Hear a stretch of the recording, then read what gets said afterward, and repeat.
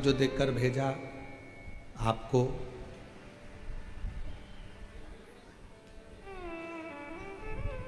जो भी परमात्मा ने आपको दिया वो आपका नसीब है।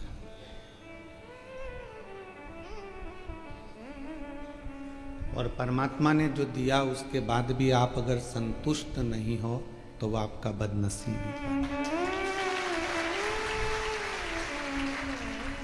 वो आपका बदनसीबी है कि परमात्मा ने जो दिया वो तो आपका नसीब है, पर जो मिला उससे भी हम खुश नहीं हैं तो ये आपकी बदनसीबी है।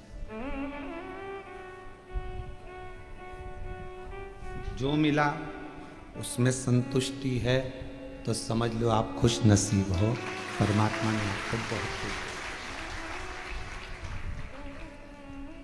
आज दुनिया के लोगों की सबसे बड़ी तकलीफ एक है कि जितना है उसमें संतुष्टि नहीं।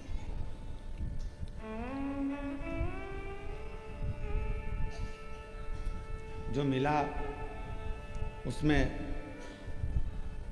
संतुष्टि नहीं हो पाती, और उसमें संतुष्टि बहुत जरूरी है। शरीर अच्छा दिया उसने, इससे बढ़कर और क्या चाहिए। प्रथम सुख निरोगी काया। परिवार अच्छा दे दिया, पत्नी पति बच्चे कुटुंब माता पिता सब अच्छे मिल गए, ये उसकी कृपा है, नसीब है।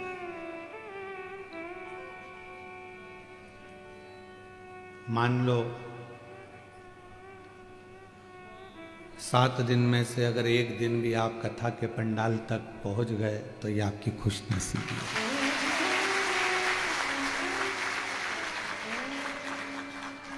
कहीं उसकी कृपा है, करुणा है, उसकी उदारता है।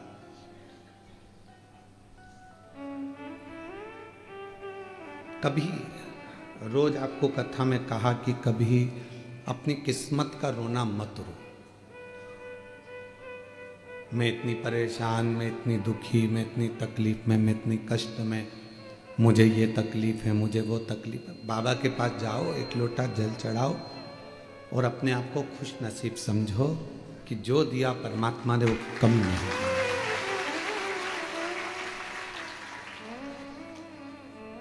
आप और हम यदि अपनी नसीब का ही रोना रोते रहेंगे तो हम आगे कभी नहीं बढ़ पाएंगे, उन्नति की सीढ़ी पर नहीं चढ़ पाएंगे। और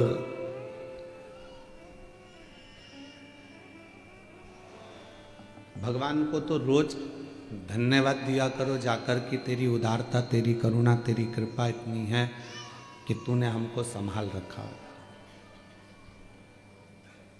इस कलिकाल में, घोर कलयुग में कितने बड़े बड़े उपद्रव मच रहे हैं। कहीं दंगा हो रहा तो कहीं पर कुछ हो रहा तो कहीं लोग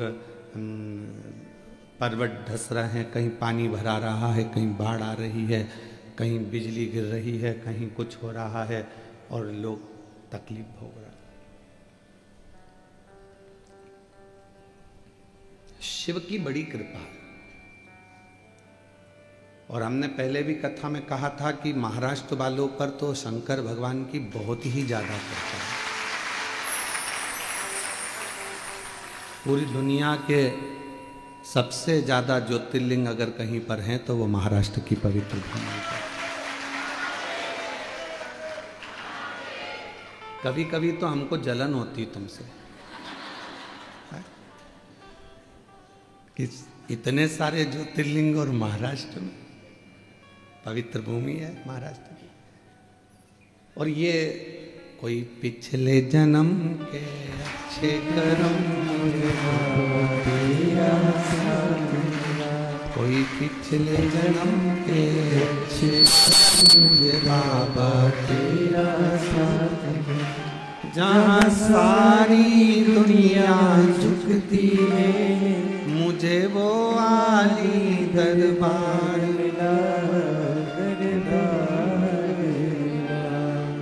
कोई पिछले जन्म के अच्छे कर्म मुझे बाबा तेरा साथ मिला।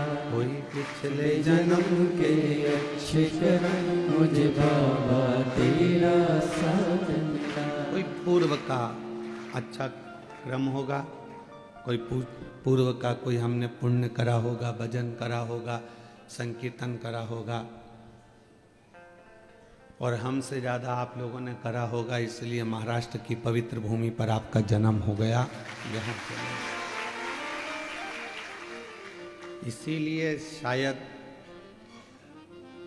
इसी महाराष्ट्र की पवित्र भूमि पर जन्मी माँ अहिल्याबाई होलकर, जिन्होंने संपूर्ण विश्व के शिवालयों का निर्माण करवा दिया। ये पुण्यता है आपकी। कहा जाता है कि भगवान शंकर को यदि एक लोटा जल चढ़ा रहे हो, शिव जी के मंदिर जा रहे हो, शंकर मंदिर में सफाई कर रहे हो, आराधना कर रहे हो, साधना कर रहे हो, तो उसका पुण्य खाली नहीं जाता। शिव जी के मंदिर का यदि निर्माण कराया है, तुमने उसका मंदिर बनवाया है, 4 कालम अगर आपने शंकर के मंदिर के खड़े भी कर उस पर छत डाल दी है, तो समझ लेना कि आपको ना जाने कितनी मंजिल ऊपर चढ़ा देगा, वो कितना वैभव दे देगा, वो आप समझ लीजिए।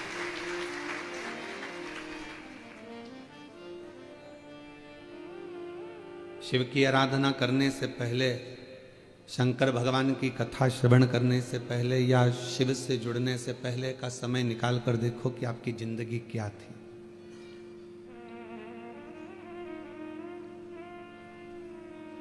और आज शिव को मानने के बाद, भगवान शंकर का पूजन करने के बाद, शिव की आराधना करने के बाद आपकी जिंदगी क्या है। रावण को जब सोने की लंका दे सकता है, सर्वस्व सुख राजा श्वेत को दे सकता है, दुनिया की हर दौलत संपदा वो अपने पास में ना रखकर दुनिया को दे सकता है, तो फिर आप तो एक लोटा जल लेकर उसके मंदिर जा रहे हो, साधना करने जा रहे हो, तो वो क्या आपको नहीं देगा?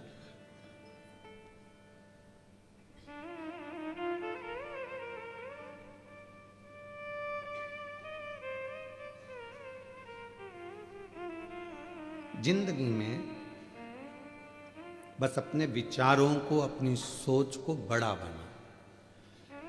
आज के बेटे, आज की बेटियां अपनी सोच को बड़ा नहीं बना पाती। एक बेटा को, एक बेटी को अगर थोड़ा पैसा दे दिया जाए और कहा जाए कि इसको ले जाओ, ये तुम्हारे लिए है, तुम्हें जैसा यूज करना करो, सबसे पहले वो बाजार जाएगा और गाड़ी खरीदेगा, एक अच्छा मोबाइल खरीदेगा, कपड़े खरीदेगा और आ जाएगा। वही पैसा घर के एक पिता को दिया जाए कि इसको तुम्हें यूज करना है, तो वो सबसे पहले प्लाट खरीदेगा, मकान खरीदेगा, दुकान खरीदेगा, प्रॉपर्टी खरीदेगा। दोनों में अंतर है। बेटे को भी पैसा मिला और बाप को भी पैसा मिला। बेटे ने गाड़ी खरीदी, मोबाइल खरीदा, कपड़े खरीदे, घड़ी खरीदी। अब तुमने मोबाइल खरीदा 1.5 लाख रुपए का, लेकर आने के बाद वो 1.5 लाख में वापस बिक जाएगा क्या? बोलो, जम के बोलो। नहीं। गाड़ी तुमने शोरूम से खरीद कर बाहर लेकर आए 5 लाख की, 7 लाख की, क्या वो 7 लाख में वापस बिक जाएगी क्या? नहीं। कपड़े तुमने शोरूम से खरीदे 5,000 रुपए के, क्या वो कपड़े वापस 5,000 में बिक जाएंगे क्या? नहीं। घड़ी तुमने खरीदी 10,000 की, क्या वो घड़ी वापस 10,000 में बिक जाएगी क्या? नहीं। पर तुमने जो खरीदा वो नीचे गिरता चले गया, पर बाप ने जो खरीदा वो प्रॉपर्टी, वो प्लाट, वो मकान की कीमत बढ़ती है। दोनों की सोच अलग है। आज की सोच केवल गाड़ी, मोबाइल और फ्लैट तक है। आज के नवयुवक बेटा बेटी, आज की बहुओं की, आज के बेटों की सोच केवल गाड़ी, मोबाइल और फ्लैट, इसके सिवा उसकी सोच आगे जा नहीं रही है। पर पुराने लोगों की जो सोच होती थी, वो जमीन खरीदते थे, वो प्लाट खरीदते थे, वो मकान बनाते थे, जायदाद बनाते थे, जिससे हमारी आने वाली पीढ़ी इसका भोग कर सके। और जब दुख आए, जब तकलीफ आए, जब कष्ट आए, तो वो मकान, वो प्लाट, वो जमीन, वो जायदाद का। दोनों की सोच अलग है। हम कहेंगे ऐसा नहीं है कि आप गाड़ी ना खरीदें, आप मोबाइल ना खरीदें, आप कपड़े ना खरीदें, खूब अच्छे खरीदो, तुम्हारी कैपेसिटी जितनी है, आपको हम मना नहीं करेंगे, खूब एंजॉय करो, पर साथ में आने वाला समय कैसा है उसके लिए थोड़ा साध कर अपनी जिंदगी को चलो, क्योंकि जीवन बड़ा बहुत विचित्र है, बहुत विचित्र। कई लोग कहते हैं गुरुजी आप भगवान से कभी कुछ नहीं मांगते, हम कहते मांगते, हम भी मांगते हैं। क्या मांगते हो? बस यही मांगते हैं कि जो शिव महापुराण की कथा में आए उसकी झोली खाली ना रह जाए।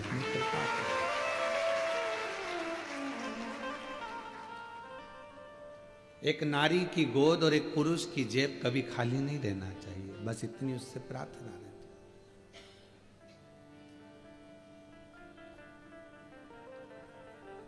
अपने लिए तो कहा, जब हम जगत के लिए मांगेंगे तो अपने लिए तो खुद दे देगा। हम अपने लिए जोड़ते हैं तो जगत का छूट जाता।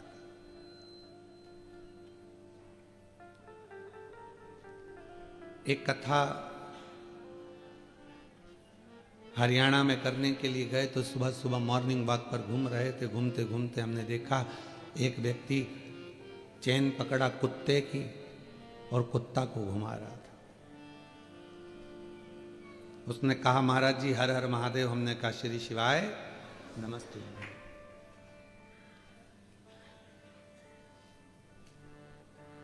व्यक्ति बोला और महाराज जी आप कैसे हैं? हमने कहा बहुत बढ़िया। हमने कहा तुम कैसे हो? हमने कहा, वो कहा बस आशीर्वाद है, कृपा है।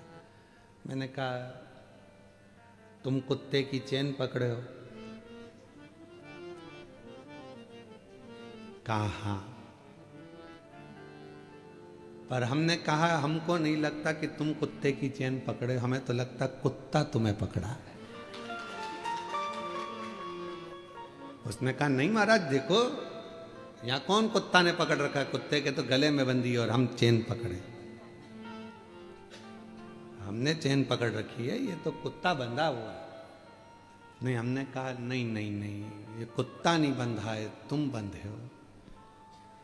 कहा ऐसा हो आप खुद देखो ना। हमने कहा चलो ठीक है, कुत्ते की चेन खोलो, खोलो अभी की अभी। और जो कुत्ते की चेन खोली कुत्ता भागा तो वो उसके पीछे भागा, पकड़ के कुत्ते को लेकर आया, वापिस चेन में बांधा। हमने कहा अब बताओ कौन बंधा था? तुम्हारे पीछे कुत्ता नहीं भाग रहा, तुम कुत्ते के पीछे भाग रहे। हमने कहा कुत्ते जैसी समझदारी और कुत्ते जैसा त्याग और कुत्ते जैसा मोह से त्याग किसी के पास नहीं होगा, चाहे वो बड़े से बड़ा कोई भी हो। कुत्ते जैसा त्याग किसी के पास नहीं है। 1 करोड़ की भी गाड़ी खड़ी हो तो बाथरूम करके चला जाता है। आसक्ति नहीं है उस कुत्ते को उस गाड़ी के प्रति की 1 करोड़ की है, छोड़ो चलो, आसक्ति नहीं है उसको। कुत्ते जैसी आसक्ति अर्थात कुत्ते जैसा त्याग तो कोई नहीं कर सकता। कोई 1 करोड़ की गाड़ी भी देखता नहीं है। और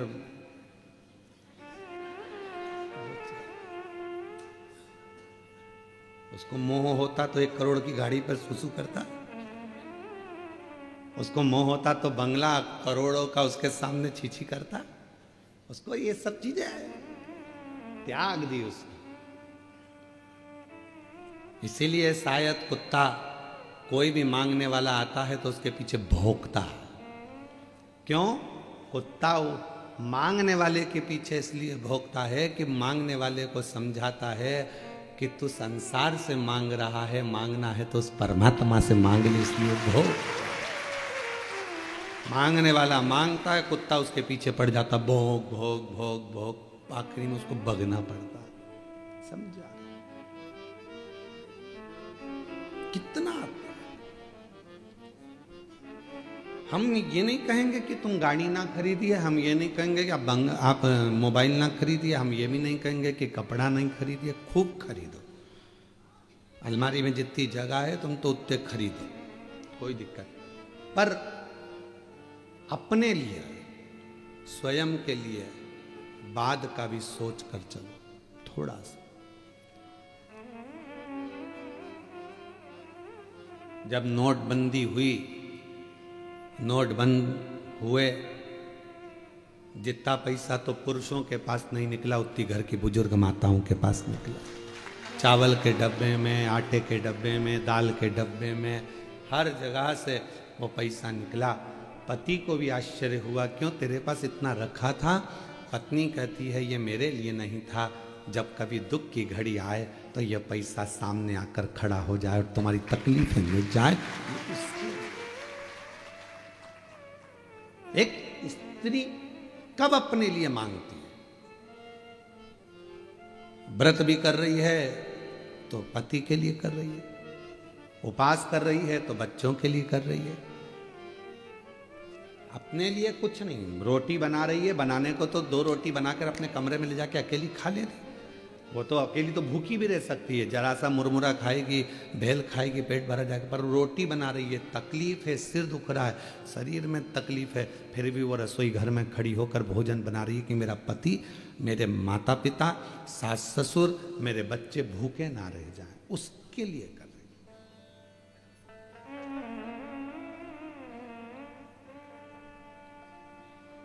पर आज की सोच बड़ी विचित्र है। आज व्यक्ति वो सोच कर नहीं चल रहा। आज का व्यक्ति तो ये सोचता है कि बस मेरे को अभी की ज़िंदगी जी लेना है, बाद की ज़िंदगी पर ध्यान नहीं देना है, और फिर बाद में फिर वो दुख, वो तकलीफ, वो कष्ट व्यक्ति के सम्मुख में आकर खड़ा हो जाता। जियो, खूब जियो, सुखमय जीवन जियो, आनंदमय जियो, पर दूसरे के वैभव को देखकर अपने भीतर ईर्ष्या ना जागे, दूसरे के सुख को देखकर अपने भीतर ईर्ष्या प्रकट ना हो। किसी शिव मंदिर जाने वाला व्यक्ति का अगर मुख का दर्शन करो तो भगवान से प्रार्थना करना कि ऐसी कृपा मुझ पर भी करना कि मैं तेरे दरवाजे पर रोज आकर 1 लोटा जल चढ़ा सकूं। ये तेरी कृपा है। और आता है, अभिमान किसको नहीं आता? संसार सागर में जन्म लिया है तो थोड़ी अभिमतता, थोड़ा अहम व्यक्ति की जिंदगी में जरूर आएगा, इससे कोई नहीं छूटा। देवऋषि नारद स्वयं अभिमत्ता में फूल गए थे, वो तो संत थे, तो भी भगवान के सामने जाकर कह दिया कि मैंने कामदेव को जीत लिया, आपने कामदेव को नहीं जीता। नारद जी को कौन समझाए कि 1 उंगली हम जब किसी पर उठाते हैं तो ये 3 उंगली हमारी ओर जाती है कि तुम अपने अंदर झांक कर देखो। उस पर 1 उंगली उठी है, पर ये 3 उंगली तो अपनी ओर ही जा रही है ना, उसमें 1 गलती है, पर हम में तो 3 गलतियां हैं ना। इसलिए देवऋषि नारद ये समझ नहीं पा रहे थे कि मैं अभिमत्ता मेरे भीतर समाहित हो गई, मेरे भीतर अहंकार समाहित हो गए।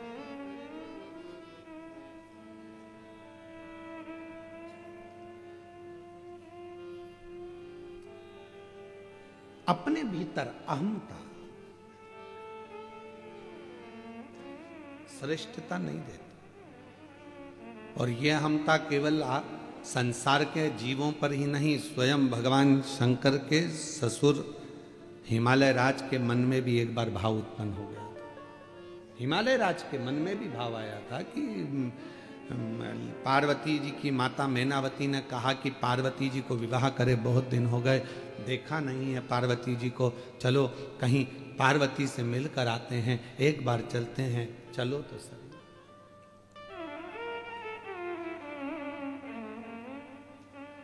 चलो मां पार्वती से मिलकर आते।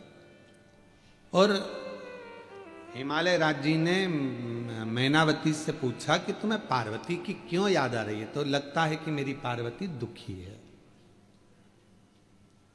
लगता है मेरी पार्वती को कोई तकलीफ है, मैनावती ने। तो हिमालय राज जी के मन में आया, हो सकता है कि दुख हो, क्योंकि अपना तो इतना वैभव था, हिमालय राज जी कहते हैं, पर मैनावती पार्वती जिन शिव जी के साथ बिहाई है वो तो कैलाश पर रहते हैं, उनके घर में तो कुछ होगा भी। मेरी जीजियों, मेरे जीजाओं, मेरी बेटियों बेटाओं, मेरी बुजुर्ग माता पिता, ध्यान रखना, बड़ा पेट्रोल पंप, बड़ी गाड़ी, बड़ा बंगला, बड़ी संपदा, बहुत दौलत देखकर बेटी का विवाह कभी मत करना। बेटी का विवाह करना लड़के के संस्कार कहते हैं। वो अपनी पत्नी का आदर करेगा कि नहीं करेगा, सम्मान करेगा कि नहीं करेगा, ये देखकर बेटी का विवाह करेगा। अगर बेटी का पति अच्छा है तो वो पेट्रोल पंप, गाड़ी, बंगला का तो ढेर लगा लेगा, और मालूम पड़े गाड़ी बंगला देखकर बेटी को ब्याह दिया, दोस्तों से फुर्सत नहीं मिल रही है, रात को 2-2 बजे आ रहा है, मदिरा का पान कर कर आ गया, बेटी उस पेट्रोल पंप को क्या खाएगी?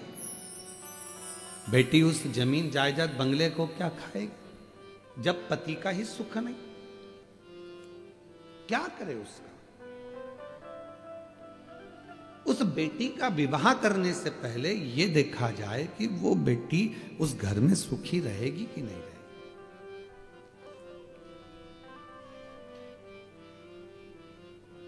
और कई बार हमने देखा है कि बेटी का भाग्य भी होना चाहिए महाराज। अगर भाग्य है तो जंगल में भी महल बना देती है, और भाग्य नहीं तो महल को भी कंगाल बना देती है। कभी कभी कोई लड़की का चरण ऐसा होता है कि वो विवाह कर कर आती है, कुछ नहीं था तो भी उसने गाड़ी बंगला सब बनवा दिया, और कोई ऐसी होती है बंगला गाड़ी के महल में आती है, पर उसके आने के बाद घाटा घाटा घाटा घाटा, आखिरी में दुख झेलना पड़ता। जनक जी ने विचार करा था क्या सीता जी बन जाएंगी 14 वर्ष के लिए? अवध के राजा हैं, अयोध्या के नरेश हैं, राघव जी, रघुनाथ जी, उनके पास में कितना वैभव है, मेरी बेटी राज्य करेगी, राज्य। जब स्वयंवर रचा तो भूपतियों को, सारे राजाओं को बुलाया गया था, किसी ऐसे व्यक्ति को नहीं बुलाया गया था जिसके पास में धन या वैभव नहीं था। सब भूपति आए थे, पर भूपति भाग्य में जो लिखा हुआ है उसको कोई टाल नहीं सका है। इसलिए परमात्मा के दरवाजे पर चाहे बेटा हो, कुंवारी अवस्था में नवयुवक बेटों को, कुंवारी अवस्था में नवयुवक बेटियों को शिव जी के मंदिर में 1 लोटा जल रोज चढ़ाना चाहिए, जिससे आने वाली तुम्हारी जिंदगी अच्छी बने, तुम्हारा जीवन अच्छा है। नवयुवक बेटे भी भगवान को जल चढ़ाएं, नवयुवक बेटियां भी भगवान को जल चढ़ाएं। एजुकेशन करें, पढ़ाई करें, अच्छा कॉलेज ज्वाइन करें, अच्छी कोचिंग करें, अच्छा माता पिता का नाम रोशन करें, और जब विवाह का समय आए तो अपने माँ बाप को कन्यादान का मौका भी दें। ये कृपा आपके ऊपर।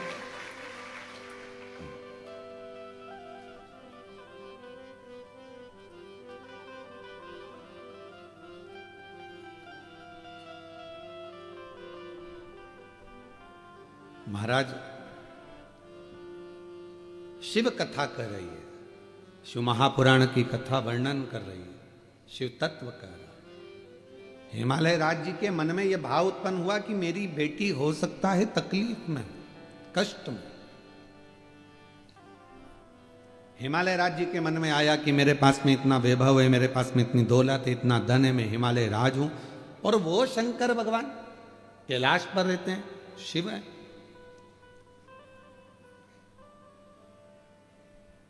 शिव है।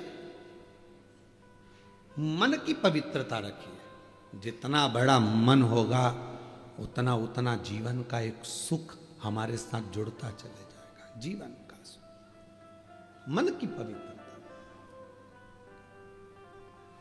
यहां सोपान दत्तात्रेय नारखेड़े जी बैठे हुए हैं। मैं आपको हर हर महादेव कहूँ। छत्रपति संभाजी नगर के हैं और कुबरेश्वर धाम जब लगभग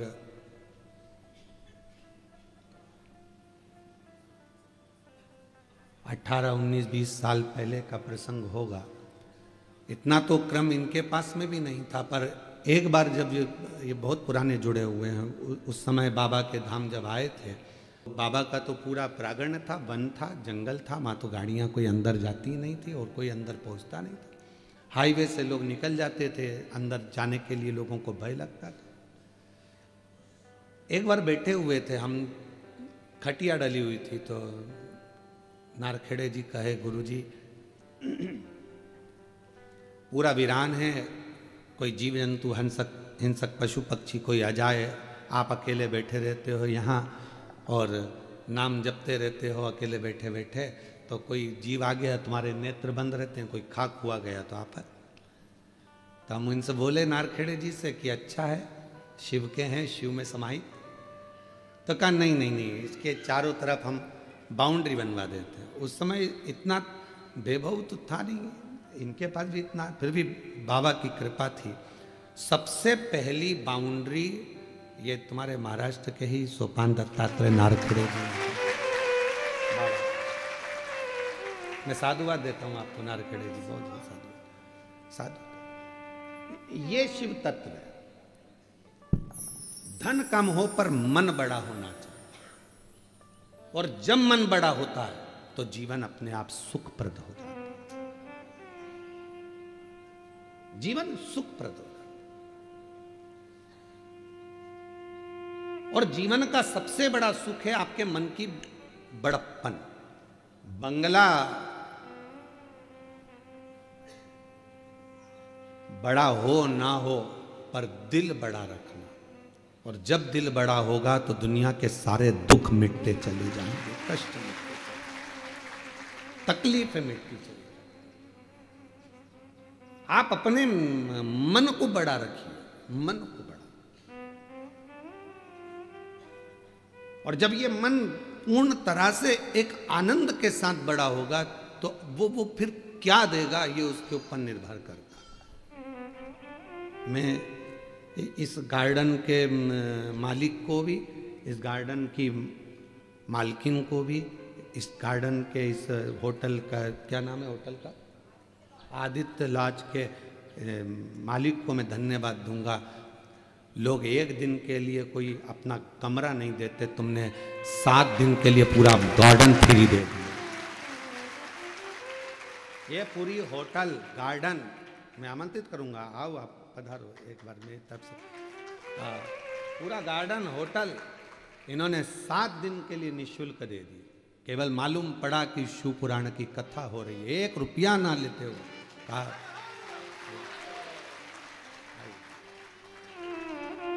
शिव शिव है, शंकर इसको कहते हैं मन का बड़प्पन होना चाहिए, मन का बड़ा होना चाहिए। धन से नहीं, दिल से जब बड़प्पन होती है, मन का व्यक्ति जब बड़ा होता है तो जीवन की सार्थकता अपने आप सिद्ध होती है।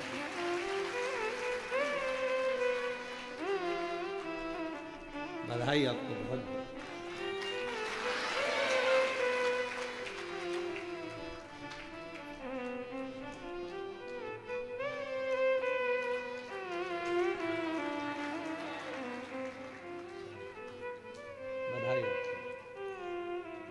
आज इतने शिव भक्तों के चरण इस गार्डन में पड़े, इतने शिव भक्तों ने कथा का रसतत्व ग्रहण किया, कितनी बड़ी कृपा है। मैं नारखेड़े जी आपको भी बुलाऊं, एक माला।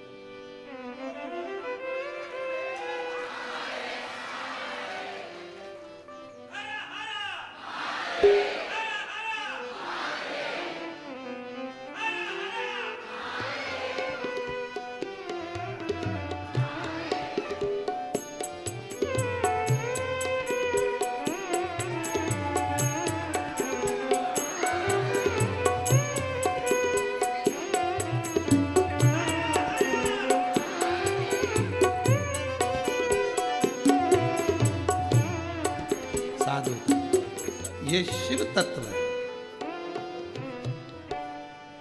आज इतना बड़ा गार्डन, इतनी बड़ी व्यवस्था, 7 दिन तक निशुल्क देने के लिए भी मन का बड़प्पन चाहिए, मन बड़ा होना चाहिए, दिल बड़ा होना चाहिए। ये हृदय की बड़प्पन। महाराज, घर बड़ा है वो मायना नहीं रखता, आपका दिल कितना बड़ा है। मैं आपसे एक बात पूछूं, जलगांव की जीजियां उत्तर देना और जीजान भी उत्तर देना। जब तुम छोटे थे, बहुत बाल्यावस्था में थे, ईमानदारी से बोलना, चाहे तुम मायके में थे चाहे अपने घर में थे, छोटे थे तो अपने घर में हो गए, उस समय पर मेहमान ज्यादा आते थे कि नहीं आते थे? और आज घर बड़ा हो गया, व्यापार बड़ा हो गया, व्यवसाय बड़ा हो गया, तो बोलो ईमानदारी से, क्या मेहमान बढ़े? घट गए। क्यों? किसी के पास समय नहीं। और थोड़ा सा समय अगर परमात्मा देता भी है तो लोग प्रेम से मिल नहीं पाते, प्रेम वहां खत्म हो जाता, स्नेह वहां डाउन हो जाता। हिमालय राज जी के मन में आया कि मेरी बेटी के घर में कुछ भी नहीं है, तो उनने बहुत रतन, हीरे, माणिक, मोती, सोना, चांदी सब भर लिया रथों में और हिमालय राज लेकर चल दिए सब। कहां जा रहे हैं? अपनी बेटी को देने के लिए, बेटी को देने के लिए।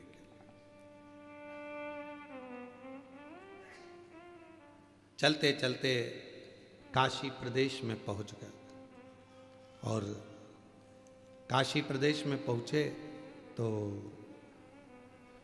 वहां उन्होंने देखा कि इतना, ये कौन सा प्रदेश है, ये कौन सा जगह है, इतना वैभव, जहां खंबे भी रत्नों से जड़े हुए हैं, माणिक, मोती, प्रकाश, हीरा, रतन सब भरा पड़ा हुआ है।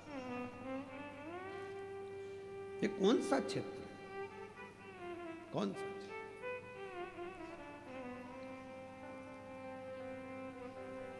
हिमालय राज ने मेनावती से कहा, जरा मैं पूछ के आता हूं कि ये कौन सी जगह है और कौन सा प्रदेश है।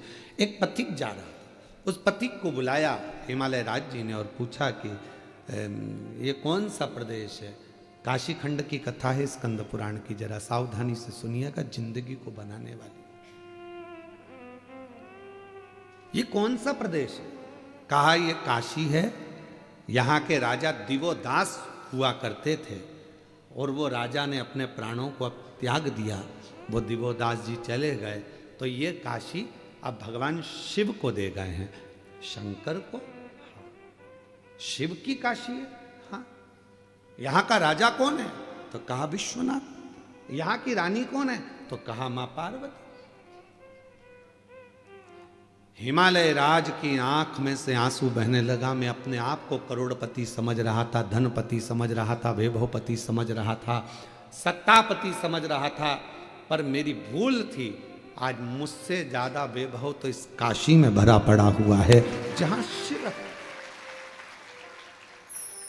जहां शंकर रहते हैं, शंकर की कथा रहती है, शिव का गुणगान होता है, जिसके मुख से श्री शिवाय नमस्तुभ्यम निकलता है, जिसके घर से 1 लोटा जल रोज शंकर भगवान को चढ़ने के लिए जाता है, उस घर का सारा वैभव शिव देते हैं, शंकर प्रदान करते हैं। उस घर के वैभव को शिव बढ़ाते, शंकर बढ़ाते।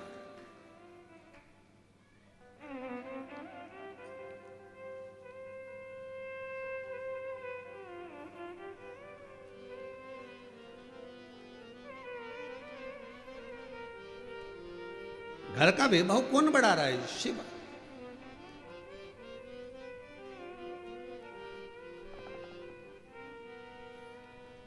मथुरा में बिरला मंदिर है, जहां पर बिरला ग्रुप का कोई कार्य है, वहां पर बिरला मंदिर जरूर बने और मंदिर का काम नित्य चलता रहता है। आपने देखा होगा, कहीं ना कहीं तो गए ही हो गया आप लोग, बिरला मंदिर का दर्शन किया, सब जगह। गया में भी है, हर जगह पर बनाया हुआ है। किसी ने पूछा कि ये आप फैक्ट्रियां खोलते हो, फैक्ट्रियां लगाते हो, नौकरियां देते हो, वैभव लोगों को दान पुण्य सब करते हो, तो ये मंदिर का निर्माण क्यों करते हो? तो कहा किसी ने बिरला जी से, तो बिरला जी कहने लगे जब मैं उसके लिए कुछ बनाता हूं तो वो भी मेरे लिए बहुत सारा वैभव बनाने की तैयारी कर रहे हैं। हम छोटा सा मंदिर का निर्माण करते हैं, हम छोटे से मंदिर को बनाते हैं। कई लोग कहते हैं अपनी भाषा में, जब लोग बंगला बनाते हैं तो बंगला बनाते से कह देते हैं गुरुजी हमने इस बंगले में, मकान में भगवान का मंदिर बनाया है, देखो जरा कैसा है। गुरुजी मंदिर देखो कैसा लगा आपको? हमने इतने बड़े बंगले में भगवान का मंदिर बनाया है। अब गुस्सा तो बहुत आता है हमको कि बताओ क्या कह रही है कि हमने इतने बड़े बंगले में भगवान का मंदिर बनाया है। कहना क्या चाहिए कि भगवान के मंदिर में अपना छोटा सा कमरा बनाया है। बोलना क्या चाहिए कि ये बंगला मेरा नहीं है, ये गाड़ी मेरी नहीं है। फिर वही वाली बात आ गई, मेरा बंगला।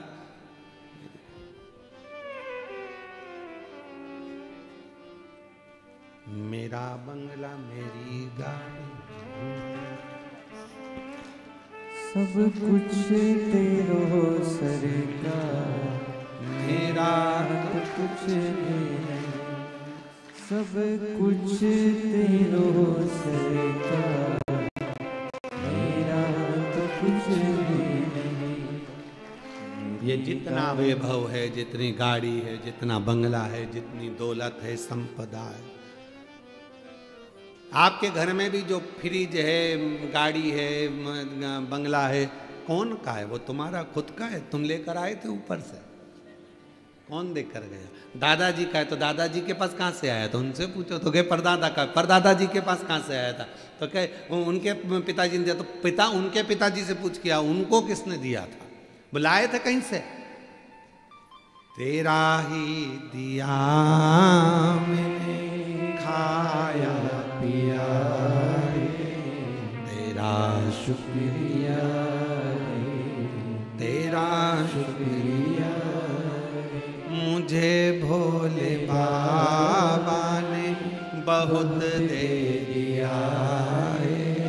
तेरा शुक्रिया, तेरा शुक्रिया, ये जायदाद दी है, औलाद दी है, मुसीबत में हर वक्त इमदाद दी है। तेरा ही दिया मैंने खाया पिया है, तेरा शुक्रिया, तेरा शुक्रिया। हमारा कुछ है ही नहीं। कितनी मेहनत कर रहे थे, कितना परिश्रम कर रहे थे, तब थोड़ा सा कमाते थे। वो तो जब से तुमने शंकर को पकड़ लिया, शंकर के लिए कुछ करा, तब से शंकर ने भी तुम्हारे लिए कुछ करना प्रारंभ कर दिया। अपना पूर्व का मत भूलो कि हम क्या थे, क्या हैं, और आज उसकी कृपा से हम कहाँ बैठे, क्या कर रहे, ये उसकी उदारता, उसकी करुणा। किसी की सामर्थ्यता नहीं है कि कोई भगवान शिव को कुछ दे सके। लंका का राजा रावण ने एक बार कह दिया था भगवान शंकर से, लंका के राजा रावण ने कहा, भोलेनाथ आप मेरे साथ लंका चलिए। बाबा बैद्यनाथ की स्थापना ऐसी हुई, आप मेरे साथ में लंका चलिए। शिव जी ने कहा ठीक है चल, उठा ले। शिवलिंग दे दिया भगवान ने, अपना प्रतिबिंब स्वरूप उठा ले। रावण ने उठा लिया, शिवलिंग लेकर चल दिया। चलते चलते शिवलिंग को ले जाते रावण के मन में एक बात आई, भगवान मेरी सोने की लंका में तुम्हें बड़ा मजा आएगा, बड़ा अच्छा लगेगा। किसकी लंका में? सोने की नहीं, पहले शब्द पर जाओ। मेरी सोने की लंका में तुम्हें बड़ा आनंद आएगा महाराज, इतना आनंद आएगा कि मैं क्या कहूं।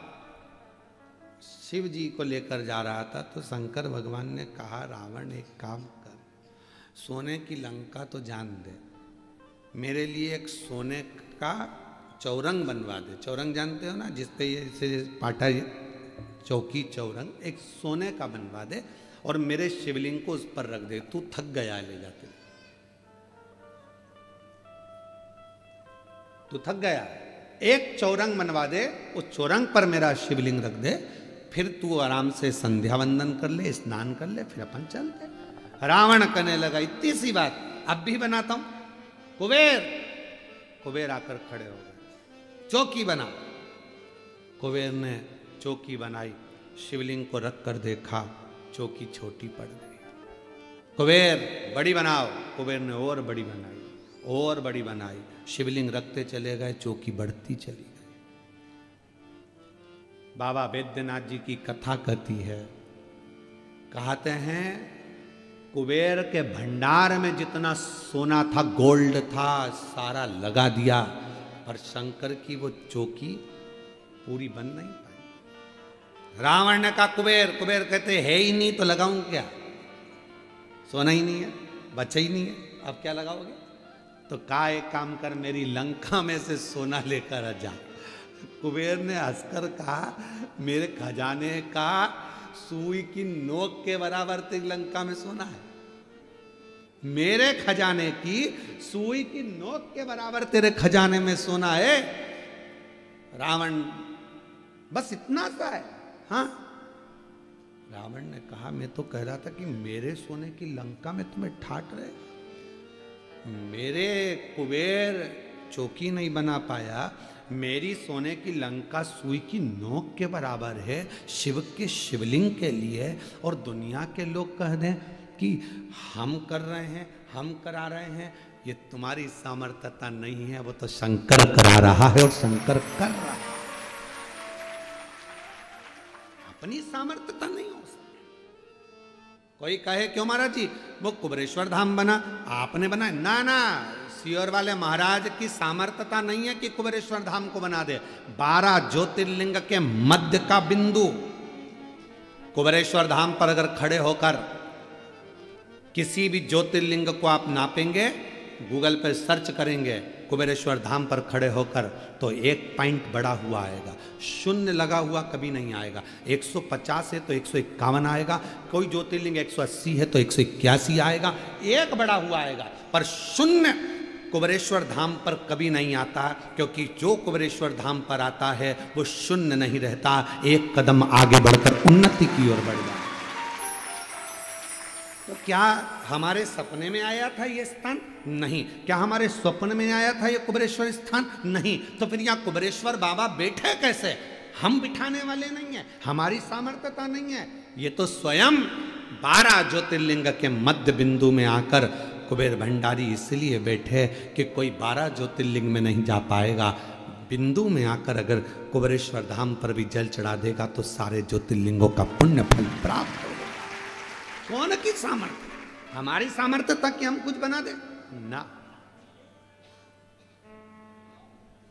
सामर्थ्यता वहां तो केवल एक छोटा सा शिवलिंग, कभी हम मौका लगेगा ना, अंदर का जो शिवलिंग है उसका दर्शन आपको कभी बनेगा तो ऑनलाइन कराएंगे, कभी योग बनेगा, जब अभी नहीं। छोटा शिवलिंग विराजमान है पाषाण की छतरी के अंदर, बस वही मूल था, उसी का स्मरण, उसी की भक्ति रखे, भजन पूजन कर ले। बट वृक्ष है 200-400 साल पुराना जो वहां पर विराजमान है, बेल वृक्ष है, वन है, कंकर शंकर है, भक्ति है, जलाशय है, जिस जलाशय का पानी आप लेते हो नल में आता है और वही नल का पानी आप शिव जी को चढ़ाते हो, वो कहीं दूसरी जगह का नहीं, जहाँ जलाशय उसी भूमि पर बीच में उस पर छत डलवा दी गई जिससे किसी को तकलीफ ना। जलाशय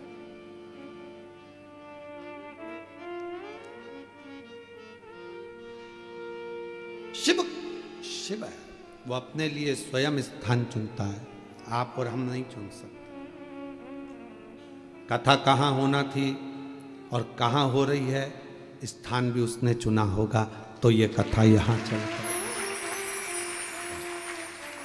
समर्थता हमारी और आपकी नहीं है।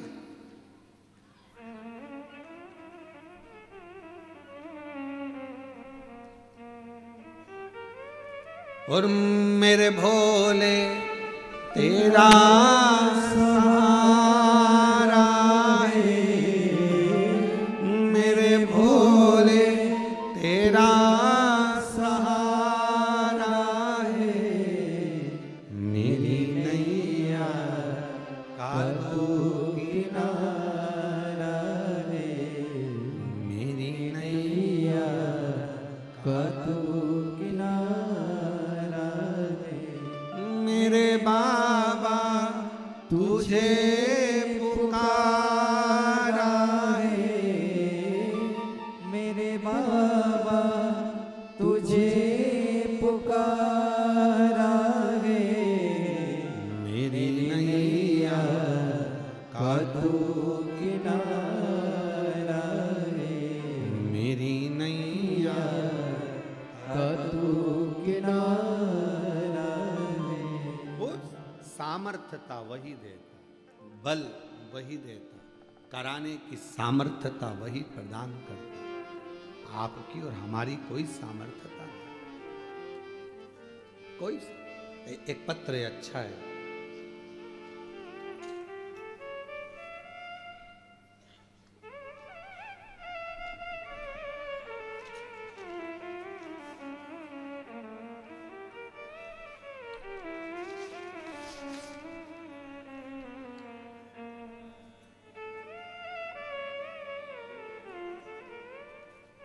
मैं सिरसोली गांव से आई हूँ। मेरी बहू ने सिरसोली गांव से हैं। मेरा नाम सुनंदा सुभाष बारी है। कहीं बैठे हों तो हाथ हिला सकते हैं, और बाहर हों तो बाहर से अंदर आकर बेलपत्र ले सकते हैं। मैं सिरसोली गांव से आई हूँ। मेरा नाम सुनंदा सुभाष बारी है। मेरी बहू ने पशुपति व्रत करने के बाद बाबा का प्रसाद मिल गया था। गुरुदेव, 5वें महीने की सोनोग्राफी कराने पर पता चला कि बच्चे के सिर पर 2 गठान हैं।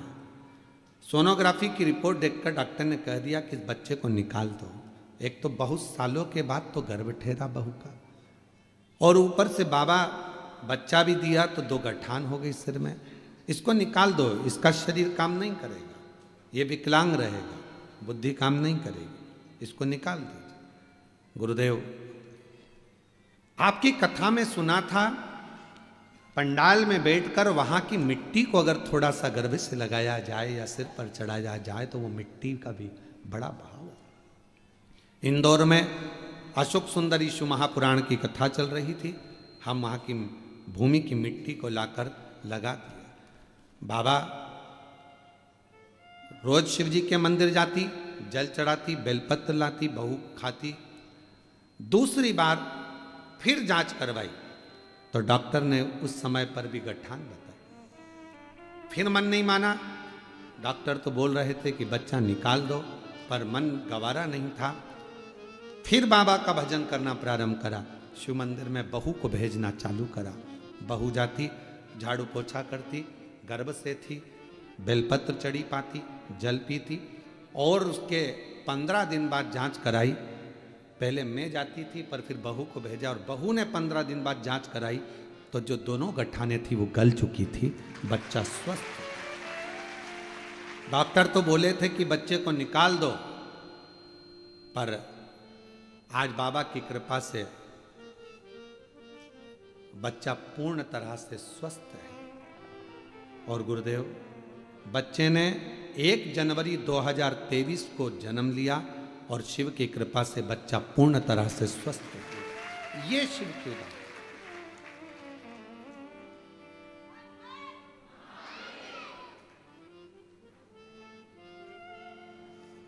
शिव आराधना किसको कहते हैं?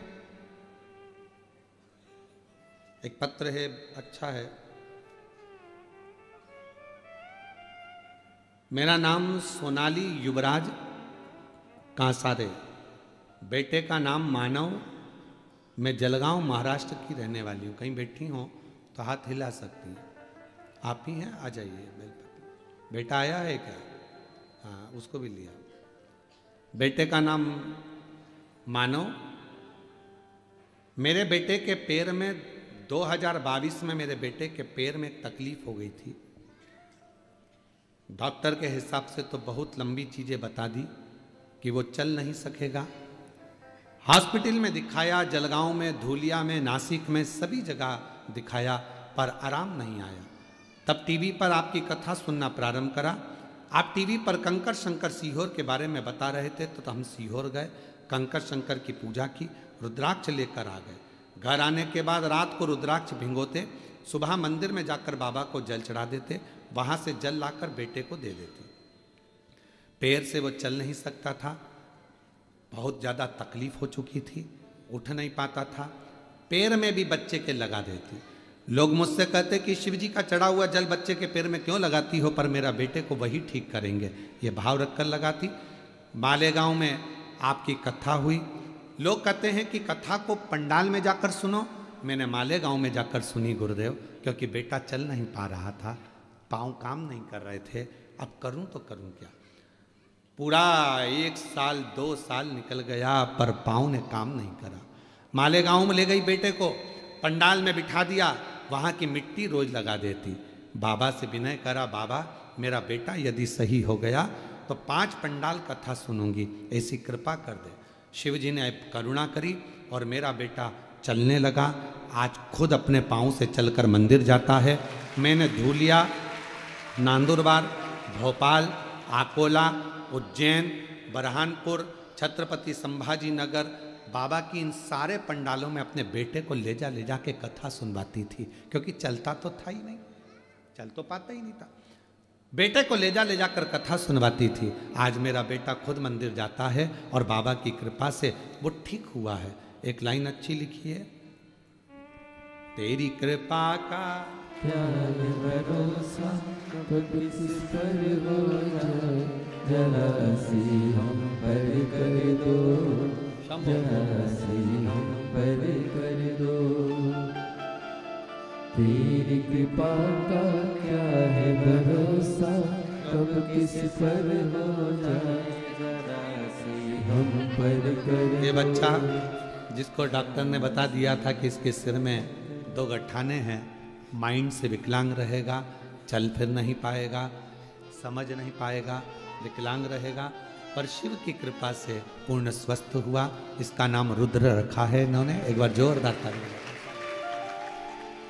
जिस पर भी हो गई तेरी कृपा करुणा, वो भव पार हुआ, भव पार हुआ।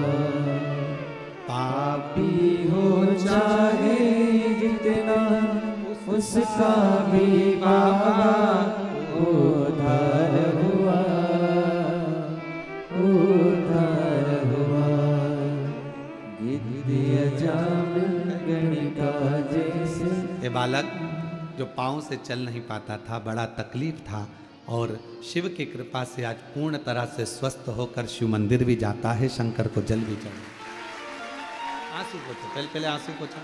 अच्छी खुश हो, अब तो चल रहा है, बढ़िया, अब तो एकदम बढ़िया चल रहा है ना। चल चल वापिस चल। हाँ, ये वापिस हो जा। अब तो बढ़िया चल रहा है, रोते नहीं, खुश हो। गिद्ध जामिल गणिका जैसे, तेरे मन को भाए, जरा सी हम पर कर दो, जरा सी हम पर कर दो। तेरी कृपा का क्या है भरोसा, कब किस पर हो जाए, जरा सी हम पर कर दो, जरा सी हम पर कर दो। जिस पर भी हो गई तेरी कृपा करुणा, हो भव पार हुआ,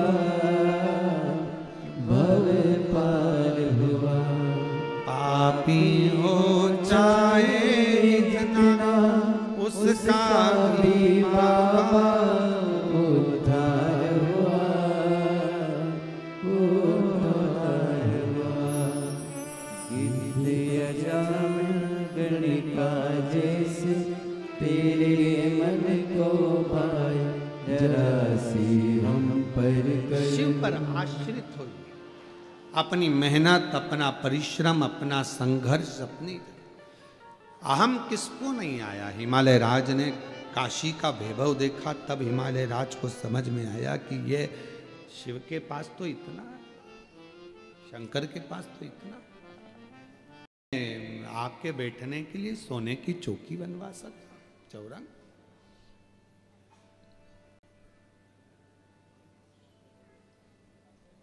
बहुत आते हैं कुबेरेश्वर धाम पर, आकर पूछते हैं गुरु जी बताओ क्या करना है कुबेरेश्वर धाम पर, हम ये कर दें, हम वो कर दें, तुम बताओ गुरु जी क्या क्या करना है। हम कभी अपनी जिंदगी में आज तक, अपनी जिंदगी में आज तक कभी नहीं कहा कि हमको किसी चीज की जरूरत है या मेरे बाप कुबेर भंडारी को किसी चीज की जरूरत है। देव तो ठीक, ना देव तो ठीक, कराओ तो ठीक, ना कराओ तो ठीक, उसकी भूमि वो जाने, उसका निर्माण उसको कराना, उसको संभालना, उसको करना, हमारी सामर्थ्यता नहीं। अभी सीहोर कुबेरेश्वर धाम से भारत की भूमि पर जहाँ भी मंदिर बने, और अगर सीहोर में आकर वहाँ का गांव का नाम लेटर पंचायत का कि ये मंदिर बना है हमारे गांव में और उसमें शिवलिंग चाहिए, तो शिवलिंग कुबेरेश्वर धाम से दिए जा रहे हैं, शिवलिंग दे रहे हैं, नंदी दे रहे हैं, जिससे गांव गांव में शंकर विराजमान हो जाए। अब किसी को लगे कि सीहोर वाला महाराज बांट रहे, ना ना, पूरी दुनिया के लोगों को सूचना मिल गई, तो लोग आते हैं, तो कहीं अगर किसी तीर्थ में जाते हैं तो वहाँ से एक बड़ा सा शिवलिंग खरीद लाते हैं, कुबेरेश्वर धाम में लाकर दे देते हैं। वो शिवलिंग तुम्हारे द्वारा जो मिलता है वो किसी ना किसी मंदिर में पूजा जाता है और लोग उसको प्राप्त करते हैं,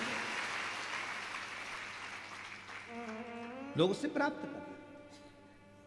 आप भी किसी तीर्थ में जाओ, कहीं ओमकारेश्वर जाओ, जबलपुर जाओ, कहीं दर्शन करने जाओ और तुम्हें लगे कि इतना बड़ा शिवलिंग है और भगवान तुम चाहते हो कि मैं मंदिर नहीं बना सकता, मैं कहीं मंदिर में नहीं रख सकता, तो वो शिवलिंग लाकर आप कुबेरेश्वर धाम पर दे सकते हो। नंदी और शिवलिंग वो किसी ना किसी मंदिर में जाकर स्थापित हो जाएगा, वहां आपके द्वारा एक लोटा जल चढ़ता रहेगा, लोग लाकर देते हैं, हम उसको बट वृक्ष के पास में ले जाकर इकट्ठे करते जाते हैं, रखते जाते हैं। कोई आता है, भाई हमारा मंदिर बना है, शिवलिंग चाहिए, आप देखो इसमें से कौन सा चाहिए, एक शिवलिंग लेकर जाओ, अपने मंदिर में स्थापना करो, और जिंदगी पर्यान आप खुद नहीं बना सकते मंदिर, तो कम से कम एक शिवलिंग लाकर कुबेरेश्वर धाम की धरा पर रखकर जाओगे, तो वो ऑफिस में जाकर बोलो कि हमारा नाम लिखो कि हमने ये शिवलिंग लाकर दिया है। जब मंदिर जहाँ बन रहा होगा और जिस मंदिर में आपका शिवलिंग रखा रहा होगा, फोन आएगा आपके पास में कि आपका शिवलिंग उस मंदिर में जाकर स्थापित हो चुका है, आप जाकर दर्शन कर सकते।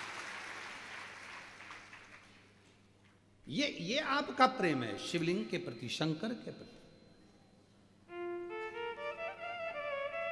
देवादिदेव महादेव के प्रति।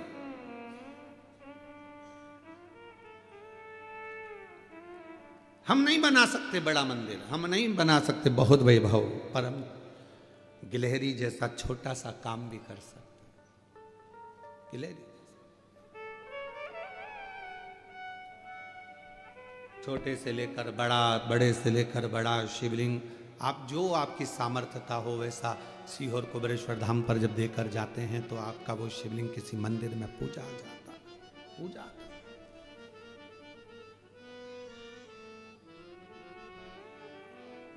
तो कोई पूछे कि क्या लगेगा, क्या देना है, क्या करना है मंदिर में, कुबेरेश्वर भंडारी में, हम कहते हैं कि आपकी और हमारी सामर्थ्यता नहीं, ये तो वो जब कुबेरेश्वर बाबा आपकी झोली खुशियों से भर दे, तब आप कुबेर भंडारी के दरवाजे पर आकर झोली भर भर कर जब लुटाओ तो आनंद,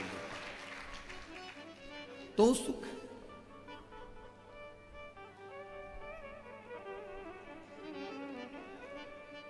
रामचरितमानस के कथा के यजमान बने हैं काशी नरेश,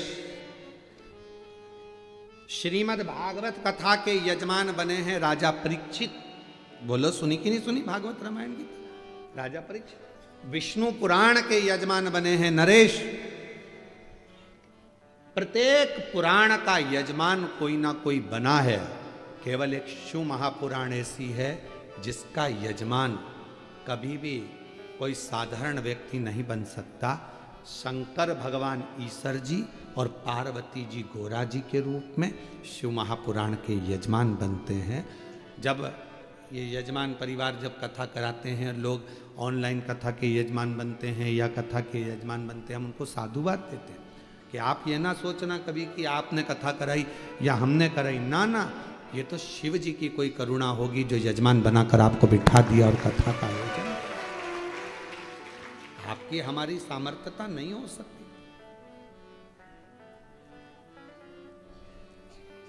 अगर आज ये माली परिवार यजमान बना है तो शिव की उदारता होगी, शंकर की करुणा होगी जो बने। शिव उदारता के बिना नहीं हो सकता।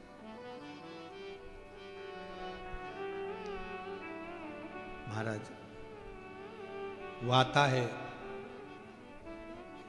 किसी भक्त के लिए पर मिल सबसे जाता है।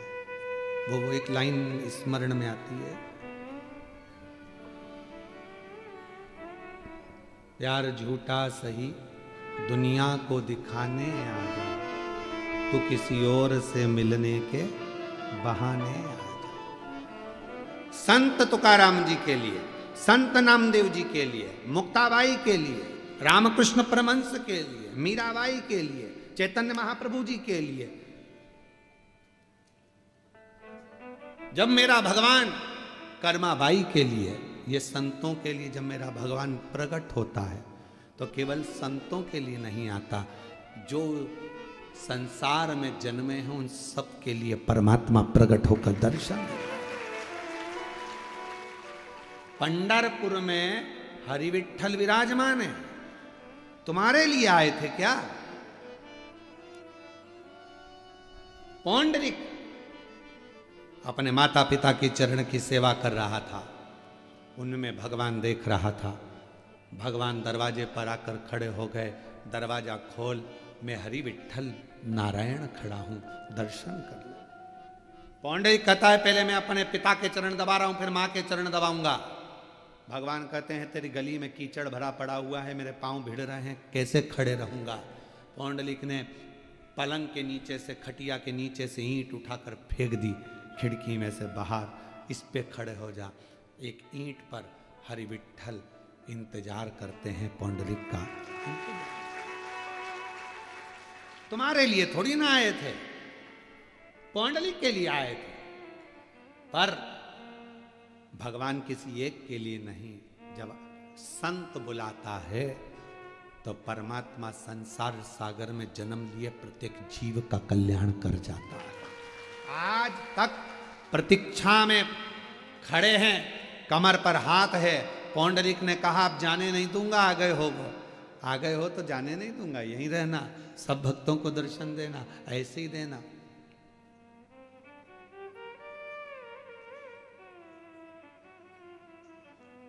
ऐसे ही कई लोग आज की सोच के जो जितने लोग हैं ना, ये बड़ी विचित्र सोच रखते हैं। बताओ, भगवान तो खड़े हैं, अच्छे अच्छे कपड़े पहन रहे हैं, भगवान मुकुट पहन रहे हैं सोने चांदी के, भगवान तो ऐसे खड़े रहते हैं। भगवान का कितना ठाठ है, पंखा झिला रहे हैं, एसी खोल दिया है भगवान के लिए। मंदिर में एसी की क्या जरूरत है, भगवान को एसी लगा दिया, भगवान को चांदी के बर्तन में भोजन लगा दिया, भगवान को ये कर दिया। आज के नवयुवक, आज की जो टीम है वो भगवान के लिए कुछ भी सोच लेती। भगवान ऐसे खड़े हैं तो हम उनसे कहते हैं एक काम करो, भगवान जैसे खड़े हैं वैसे तुम, केवल हम कथा करें 7 दिन, उतने दिन खड़े हो जाओ, हम भगवान को मंदिर से ले जाएंगे, तुम्हें स्थापना कर देंगे, उतने दिन खड़े हो जाओ। जैसे खड़े हैं वैसे। एक हाथ में धनुष है,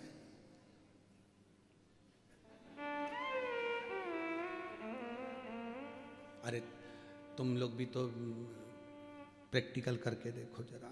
धनुष पकड़ो हाथ में, आशीर्वाद दो ऐसा। चलो जल्दी करो सब लोग। और बिल्कुल माताएं सिर पे ऐसे पल्लू लेना, अच्छी बढ़िया। और एकदम सटीक, क्योंकि सीता जी ऐसी खड़ी है तुम्हारी जैसे, ऐसे ऐसे होके नहीं, बिल्कुल ऐसे ऐसे बढ़िया, सिर पे पल्लू वल्लू लो और एक जैसी देखना है एक ही जगह पे, ठीक है, और स्माइल खत्म नहीं होना चाहिए। चालू हो जाओ जल्दी जल्दी। और तुम राम जी ऐसे हो जाओ, बिना सिर पे पल्लू लिए, बस बस ऐसे धनुष लेना, आशीर्वाद देना। हाथ थोड़ा लंबा है राम जी का आशीर्वाद वाला, तो थोड़ा लंबा करो हाथ को, सब करो, जी जाओ जल्दी करो, और जी जी तुम भी आशीर्वाद दो।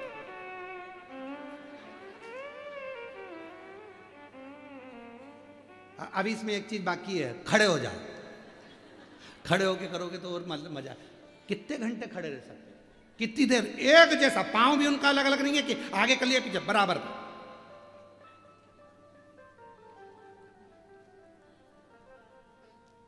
अब इतनी देर में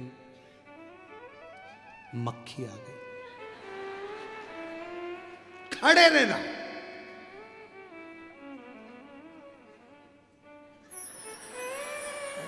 आके नहीं ले जाना, आके सामने।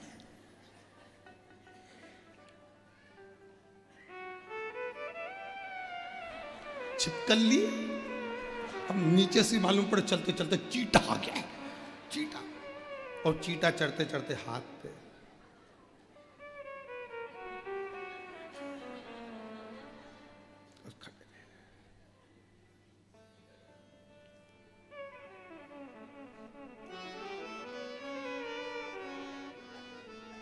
इतने में कमलाबाई आ गई रोती रोती, भगवान बड़ी तकलीफ में हूं, बहुत दुख है। भगवान बोले मेरी जगह खड़ी होके देख ले।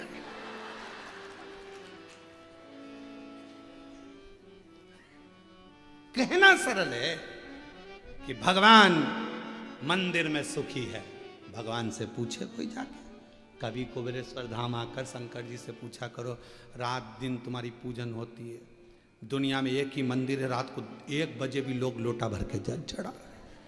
बोलो बोलो सही है कि गलत है? 2 बज रही रात की, ढोलक मंजीरा लेके, नहायनी भोला नीला के रहूंगी, शंकर को अपना बना के रहूं। शंकर भगवान बोले ले चलते रहे घर पर, शांति।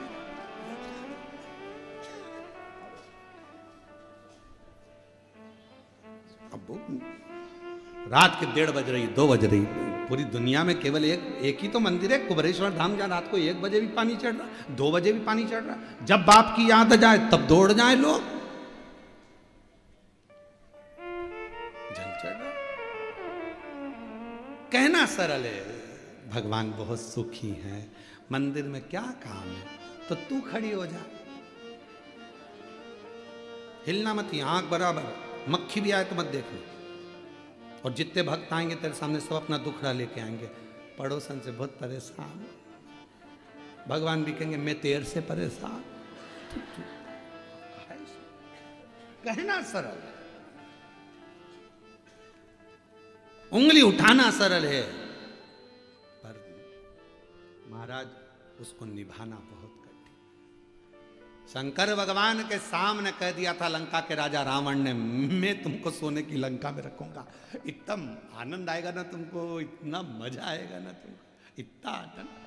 अरे कौन समझाए रे रावण, पहले की साइकिल की सवारी इतनी जोरदार थी, पति चलाता था, पत्नी पीछे बैठती थी, कभी कभी आगे डंडे पर भी बैठ के चल देती थी। उस सवारी के आगे तो दुनिया की सारी सवारी फीकी है। अब आज के जमाने में पति उधर गाड़ी चलाए, पत्नी इधर बैठे, इधर।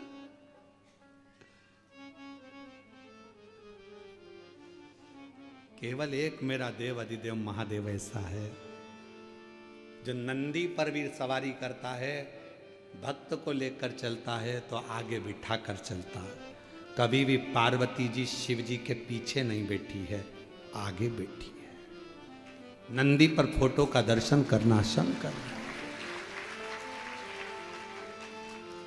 7 और जो सवारी में आनंद आएगा, 4 व्हीलर से ज्यादा 2 व्हीलर में आनंद है। बोलो बोलो सही है कि गलत है? 2 व्हीलर में आनंद है, 4 व्हीलर में तो पति उधर चला रहा है, तुम इधर बैठी हो, मोबाइल चला रही हो, बेचारा स्टीयरिंग पकड़ के घुमाए जा रही है। और टू व्हीलर में वो गाड़ी चला रहा है, तुम पीछे पल्लू डाल के। अब तो इतना तो भगवान से कहना, प्रभु ध्यान रखना कि भोले बाबा तुम आना लेने के लिए, क्योंकि तुम अच्छे से घुमा लाते हो।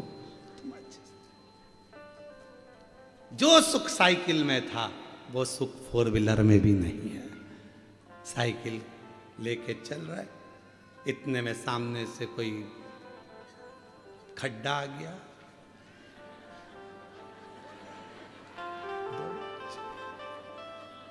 और ये हमारे साथ भी हुआ है, ऐसा नहीं। हम ग्वालियर में कथा करने गए थे, मेडिकल वाले सारला जी या काबरा जी क्या था उनका, बहुत सालों पहले की बात है, 20-22 साल के पहले की होगी, 25 साल के पहले, 25 साल तो हो ही गए होंगे, इतनी पुरानी। अब वो कथा कराए, अब वो मेडिकल वाले, तो वहाँ एक मंदिर अच्छा था, तो गोवर्धन नाथ जी का, तो उन्होंने कहा गुरुजी मंदिर अच्छा है, तो हमने कहा दर्शन करने जाना है। तो कहा गुरुजी बेटे के साथ में भेजूं, तो बेटा एक ही था, वो कथा संभाले कि हमको दर्शन कराने जाए। तो हमने कहा तुम्हारे यहाँ कोई नौकर चाकर हो तो उसको भेज दो। उन्होंने एक नौकर को बुला दिया, वो तांगा चलता था पहले, घोड़ा गाड़ी, उसमें हम बैठ गए आगे, बाकी के लड़के बैठ गए पीछे, और वो घोड़ा गाड़ी वाला घोड़ा चलाते, और नौकर उस साइड बैठा, हम इस साइड बैठे, बीच में घोड़े वाला घोड़ा था, पीछे बाकी। अब वो इधर जो नौकर बैठा था उसने पूरा रास्ता देखा था, उसको पूरी गली गली मालूम थी मंदिर की। अब हमको कुछ नहीं मालूम, क्योंकि हम तो नए नए ग्वालियर में गए थे। अब हम बीच में पड़ गया एक बड़ा खड्डा, और खड्डा था यहाँ से समझ लो ये गेट के आगे, बाहर वाला गेट, और वो यहीं से चालू हो गया। नौकर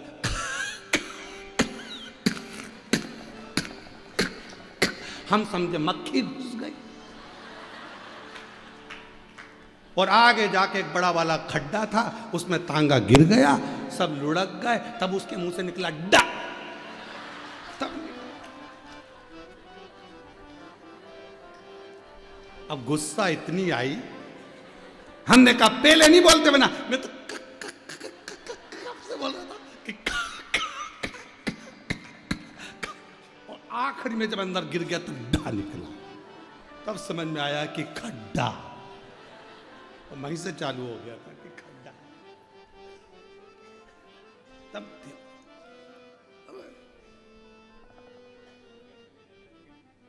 हाथ में लगी थी उस समय, हड्डी वड्डी टूट गई थी, पट्टा मट्टा बंधवाए। मोहल्ले के लोग अच्छे थे ग्वालियर के, उनने सब बंधवा बंधू के कथा में छोड़ दिया। लड्डा जी पूछे गुरुजी ये क्या है? हमने कहा ये खा और ये डा। तुमने ऐसा नौकर भेजा, वो अटक गया बीच में, अटक गया बहुत। अब महाराज शिव कथा कह रही है कि रावण के भीतर इतनी अभिमतता कि मैं कर सकता हूं, ये तो अहमता की बात। किसके सामर्थ्यता है कोई कुछ कर ले? शिव के बिना कुछ, शिव के। महाराज भगवान आते भी हैं संतों के लिए, साधुओं के लिए, गुरुजनों के लिए, तपस्वियों के लिए, साधकों के लिए, उपासकों के लिए। तो केवल उनके लिए नहीं आए, हम सबका कल्याण, हम सबका कल्याण, किसी एक के लिए नहीं है। ये शिव महापुराण की कथा जो ऑनलाइन चल रही है,